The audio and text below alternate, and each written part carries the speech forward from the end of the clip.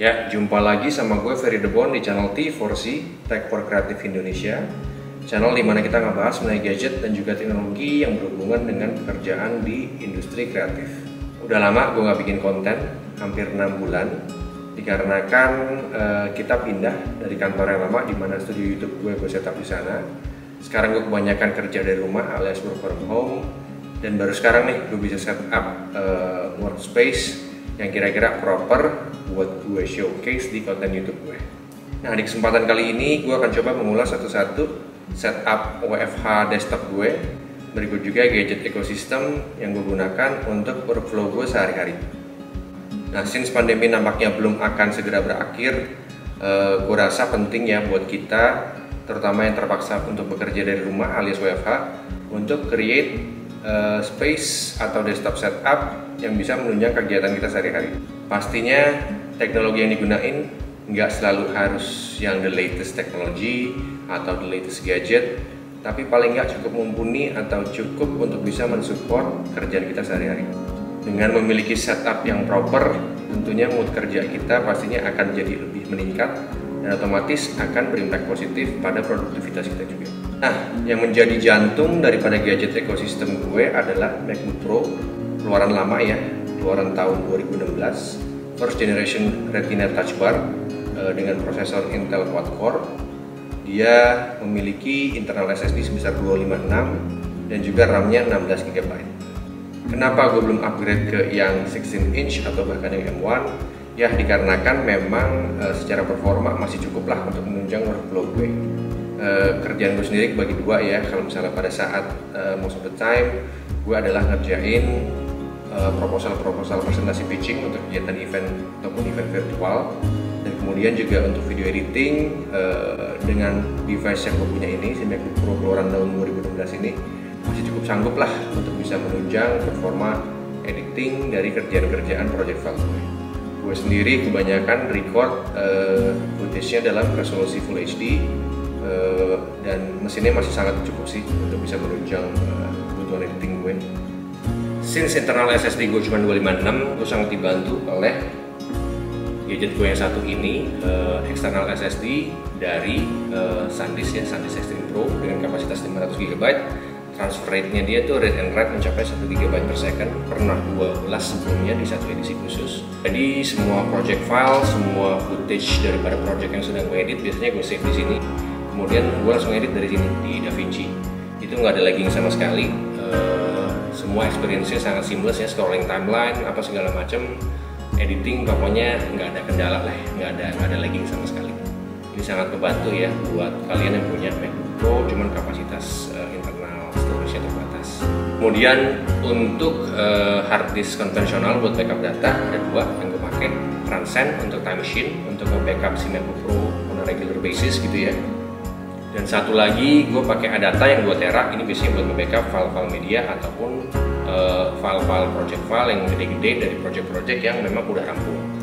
Untuk layar buat editing sendiri, gue menggunakan LG UL600 yang 27 inch dengan resolusi maksimal di 4K, kemudian juga dengan refresh rate-nya mencapai 60 Hz. Nah, monitor ini gue pasangin bracket NB F80 ya.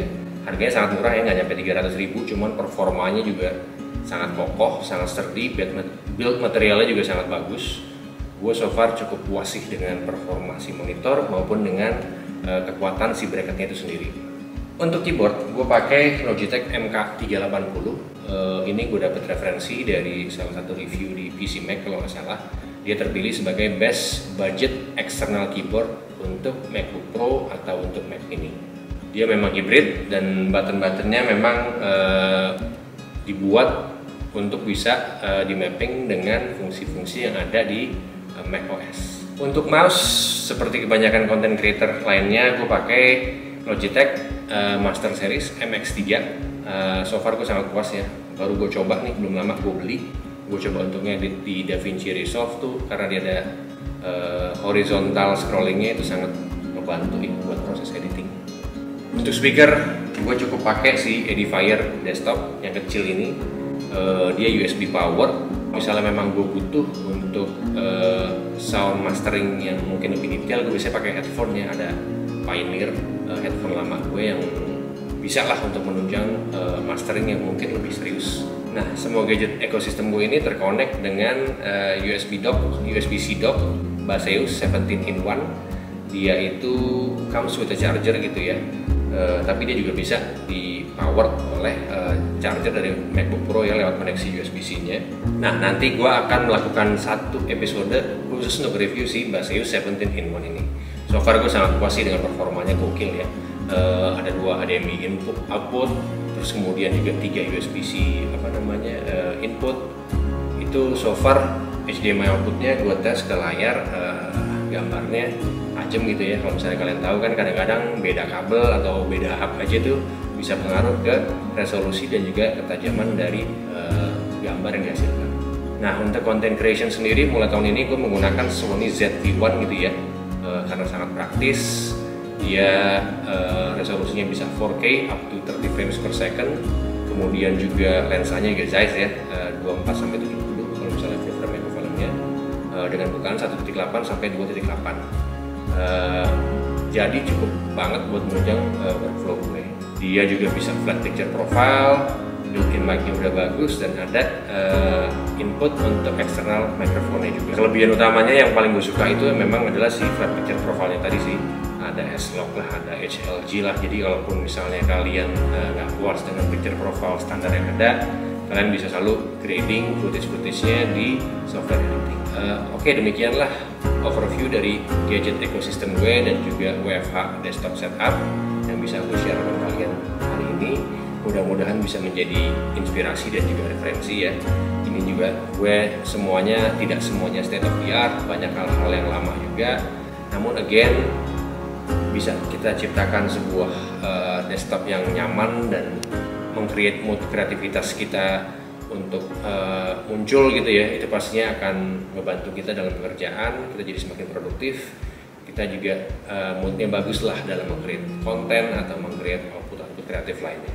Demikian konten T4C untuk episode kali ini. Be sure to subscribe, jangan lupa nantikan konten-konten berikutnya. Stay safe, stay healthy, and stay creative.